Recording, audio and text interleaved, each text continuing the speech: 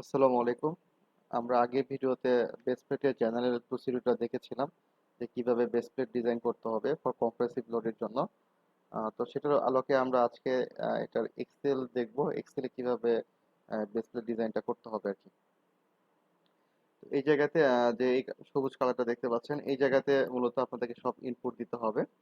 এই যে কালারগুলো আছে সেগুলোতে শুধুমাত্র আপনাকে ইনপুট দিলে আপনি রেজাল্ট পেয়ে যাবেন আর কি।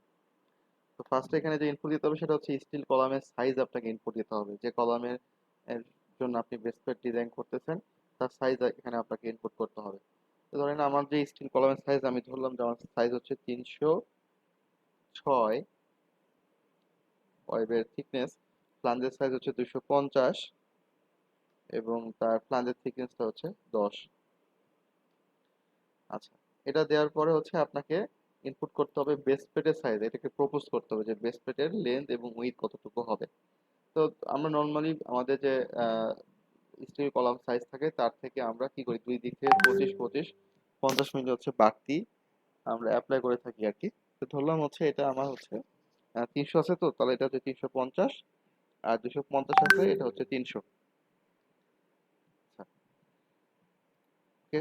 আর আরসিসি কলমটা আমরা যেটা করি, যদি আপনার আরসিসি কলম সাইজ বেশি থাকে বা দরকার হয় সেক্ষেত্রে আরসি ডিজাইনের জন্য সেক্ষেত্রে আমরা আরসিসি সাইজটা আগে থেকে নিয়ে থাকি আরসি ডিজাইন থেকে। আর যদি আপনার এটা প্রপোজড হয় আর কি, যে আপনি ধরুন আরসিসি সাইজ জানেন না, সেক্ষেত্রে আমরা কি করি, বেস প্লেটের লেন্থ বা এবং থেকে উইথ থেকে আমরা 25 25 50 বাকি ধরে ডিজাইন করি, বা আমরা এখানে প্রপোজ করতে পারবো। তো ধরলাম এটা হচ্ছে আমার আরসিসি কলমের সাইজ হচ্ছে 350, তো আছে বেস প্লেটের লেন্থ, তাহলে এটা হচ্ছে 400, আর এটা হচ্ছে উইথটা হচ্ছে 350।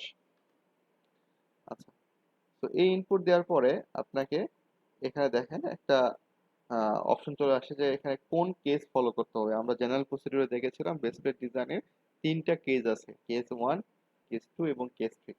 তো আপনার এই জায়গাতে যেটা ফলো করতে হবে তখন সেই কলামগুলোকে আপনি ফলো করবেন, ঠিক আছে?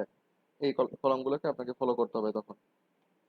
আচ্ছা, আর যদি এটা সেম হয়, সাপোজ ধরলাম যে আমার আরসি কলমের সাইজ হচ্ছে 350 বাই হচ্ছে 300, তা দেখেন কেস 1 ফলো করতে বলতে, তখন সেক্ষেত্রে আপনার কেস 1 ফলো করতে হবে। আচ্ছা, ধরলাম যে আমাদের আরসি কলমের সাইজ সেম বেস প্লেটের সাথে, তাহলে আমাকে এই কেস 1 ফলো করতে হবে। আচ্ছা, এই জায়গাতে দেখেন এই জায়গাতে আপনার এরপর যেটা ইনপুট করতে হবে সেটা হচ্ছে আলটিমেট লোড। লোডটা এখানে আপনাকে আহ, আপনাকে ইনপুট দিতে হবে। আপনি এটা হয়তো বা ডিজাইন থেকে আপনি পেয়ে যাবেন, আপনি যে স্টাড-প্রো থেকে হোক বা ইটাক্স থেকে হোক, আপনার কলামের উপর কতটুকু এক্সট্রা লোড আসতেছে এবং এটা ফ্যাক্টরেট ফ্যাক্টরেট সবচেয়ে ম্যাক্সিমাম যে এক্সট্রা লোড সেটা আপনি ইনপুট দিবেন এবং এটা কিলোমিটারে আছে। ধরলাম এই জায়গাতে এটা আমার হচ্ছে 1000 কিলোমিটার। ওকে, এটা হচ্ছে 1000 কিলোমিটার। আর কংক্রিটের যে স্ট্রেংথ আছে, তো কংক্রিটের স্ট্রেংথ আমি ধরলাম, কংক্রিটের স্ট্রেংথটা হচ্ছে আমার 2500 PSI। আচ্ছা, এরপরে আপনি এখানে স্টিলের ইল্ট স্ট্রেংথটা এখানে আপনি ইনপুট দিবেন। স্টিলের ইল্ট স্ট্রেংথটা হচ্ছে যদি আপনার প্লেটটা, মানে স্টিলের ইল্ট স্ট্রেংথ বলতে এখানে মিন করতেছে বেস প্লেটের গ্রেড কত। যদি বেস প্লেটের গ্রেড আপনার 36 গ্রেড হয় তাহলে এখানে 3600 PSI হবে। যদি এটা 50 গ্রেড হয় তাহলে 50,000 PSI হবে। আমি ধরলাম এটা আমার 36 গ্রেড বা 50 গ্রেডই ধরলাম, তাহলে 50,000 PSI হবে আমার। ওকে। আচ্ছা, এরপরে আপনি একটা বেস প্লেটের সাইজ এখানে প্রপোজ করবেন, আমি দেখবো রেজাল্টের সাথে এখানে কি কিভাবে চেঞ্জ করতে হবে এটা দেখাবো। ধরলাম আমার বেস প্লেটের হচ্ছে 20।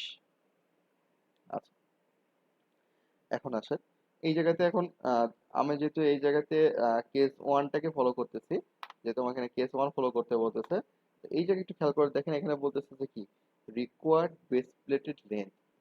এখানে কতটুকু বেস প্লেটের লেন্থ, এই জিনিসটা আগে আপনি এই রোটা আপনাকে দেখতে হবে, রিকোয়ার্ড বেস প্লেটের লেন্থ কত। তো রিকোয়ার্ড বেস প্লেটের লেন্থ বলতেছে 367, আর আপনি এখানে ইনপুট দিচ্ছেন কত, 350। এর জন্য সিলেক্টেড বেস প্লেট লেন্থও বলতেছে 367।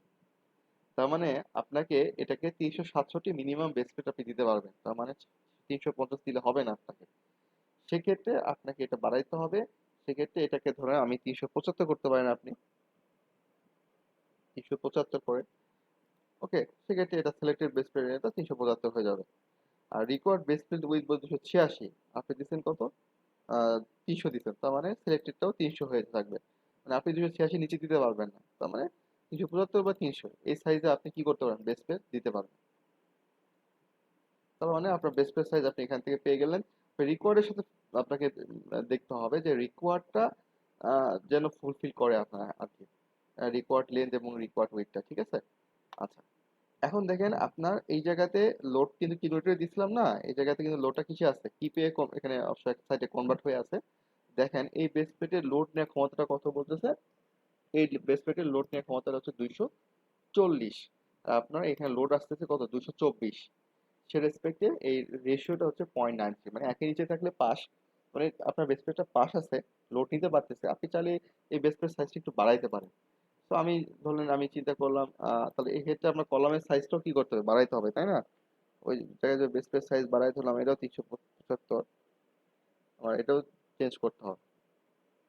তো দেখেন 0.93 আছে, আপনি চাইলে কি করতে হবে, আপনাকে এই বেস প্লেট সাইজটা আরেকটু বাড়াইতে হবে, ধরেন 400, আমি 400 করলাম, 400, এবং কলামের সাইজ হচ্ছে 400।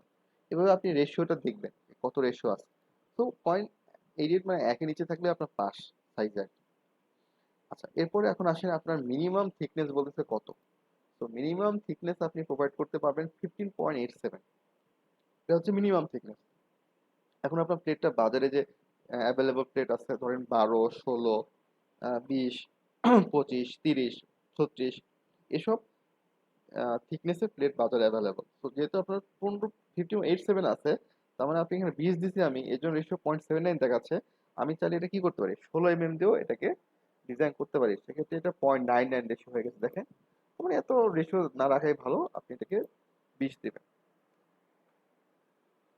তো এইভাবে আপনার রিকোয়ার্ড লেন্থ এবং উইডথ থেকে আপনি সাইজ বের করবেন, এবং এখানে মিনিমাম থিকনেসটাকে আপনি বলে দিবেন, মিনিমাম থিকনেস থেকে আপনি বাড়ায় আপনাকে থিকনেসটাকে আপনাকে ইনপুট দিতে হবে। আর অন্যান্য যেগুলো অপশন আছে এগুলোকে ঠিকঠাক মতো ইনপুট দিলে আপনার ডিজাইনটা খুব ইজিলি আপনি 1-2 মিনিটের ভিতরে বেসমেন্ট ডিজাইন করতে পারবেন।